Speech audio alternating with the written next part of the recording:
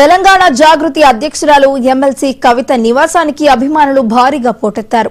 కాసేపట్లో కవిత నివాసంలో తెలంగాణ జాగృతి రాష్ట్ర స్థాయి విస్తర సమావేశం జరగనుంది. త్వరలో పార్టీ ప్రకటిస్తానంటూ ఇప్పటికే కవిత ప్రకటించడంతో ఆమెకు సంఘీభావం తెలిపేందుకు పెద్ద సంఖ్యలో అభిమానులు, కార్యకర్తలు తరలివచ్చారు. తెలంగాణ ఉద్యమకారులు, కుల సంఘాల నాయకులతో పాటు వివిధ జిల్లాల నుంచి పెద్ద ఎత్తున తెలంగాణ జాగృతి నాయకులు, కార్యకర్తలు కవిత నివాసానికి తరలివచ్చారు.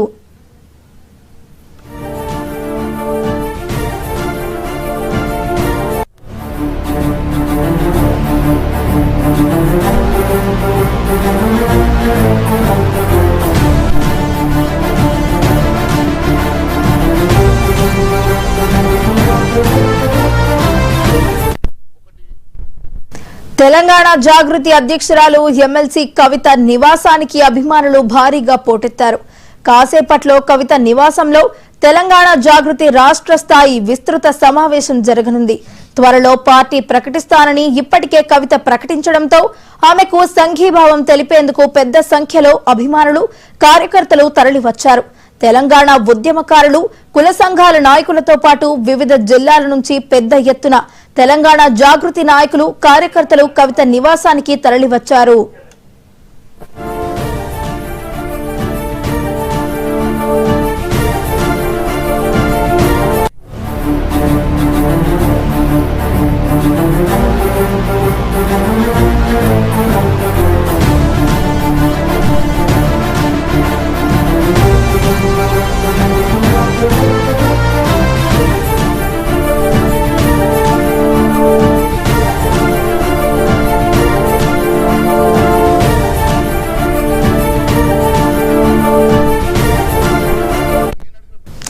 తెలంగాణ జాగృతి అధ్యక్షురాలు ఎమ్మెల్సీ కవిత నివాసానికి అభిమానులు భారీగా పోటెత్తారు.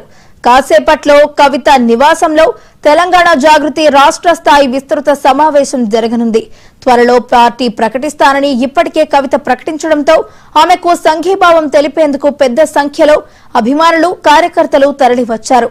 తెలంగాణ ఉద్యమకారులు, కుల సంఘాల నాయకులతో పాటు వివిధ జిల్లాల నుంచి పెద్ద ఎత్తున తెలంగాణ జాగృతి నాయకులు, కార్యకర్తలు కవిత నివాసానికి తరలివచ్చారు.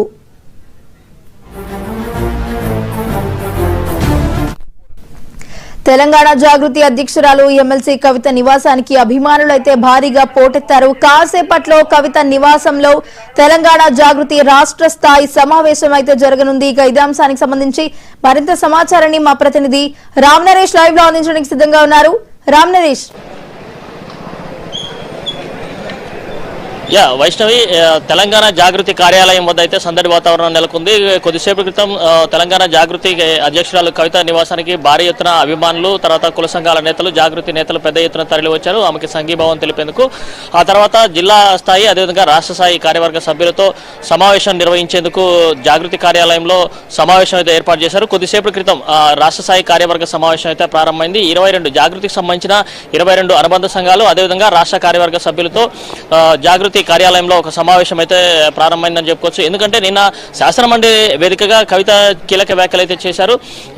ఇటు బీఆర్ఎస్ పార్టీని విమర్శిస్తూనే ఇటు పార్టీ పెడతా అంటూ కూడా ఒక ప్రకటన చేసిన పరిస్థితి అయితే ఉంది. ఈ నేపథ్యంలో పార్టీకి సంబంధించిన విధి విధానాలు ఎలా ఉండాలి, అదేవిధంగా జనంబాట కార్యక్రమం సందర్భంగా ప్రజల నుంచి వచ్చిన సలహాలు, సూచనలు ఏ విధంగా ఉన్నాయి, వాటన్నిటిని క్రోడీకరించుకొని త్వరలో పార్టీ విధి విధానాలు ప్రకటించే అవకాశాలు అవుతున్నాయి. దీనికి సంబంధించి ఈరోజు రాష్ట్ర స్థాయి కార్యవర్గ సమావేశం అయితే కొనసాగుతుందని చెప్పుకోవచ్చు. ఎందుకంటే ఈ సమావేశం అనేది చాలా కీలకంగా మారే అవకాశం ఉంది. ఎందుకంటే భవిష్యత్తులో పార్టీ ఏర్పాటు చేయడానికి అవసరమైన సలహాలు, సూచనలు, అదేవిధంగా ఫీడ్బ్యాక్ అనేది వీళ్ళ దగ్గర నుంచి తీసుకుంటున్నారు. మొత్తం 22 అనుబంధ సంఘాలు ఉన్నాయి. ఆ అనుబంధ సంఘాలతో పాటు అదేవిధంగా రాష్ట్ర స్థాయి కార్యవర్గ సభ్యులు ఎవరైతే ఉన్నారో వాళ్ళకి సంబంధించిన సలహాలు, సూచనలు తీసుకున్నారు.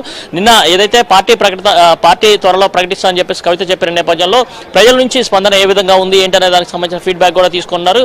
ఈ రోజు జరిగే సమావేశంలో నిన్న శాసనమండలి వేదికగా కవిత చేసిన వ్యాఖ్యల విషయంలో కానీ, అదేవిధంగా బీఆర్ఎస్ పార్టీ తన పట్ల వ్యవహరించిన తీరును, అదేవిధంగా 10 ఏళ్ల పాలనలో జరిగిన అవినీతి విషయాలను శాసనమండలి వేదికగా ఆమె ప్రకటించిన నేపథ్యంలో ఈ అంశాలన్నింటిని కూడా పార్టీ కార్యవర్గ సభ్యులతో సమావేశంలో డిస్కస్ చేసే అవకాశాలు అయితే ఉన్నాయి.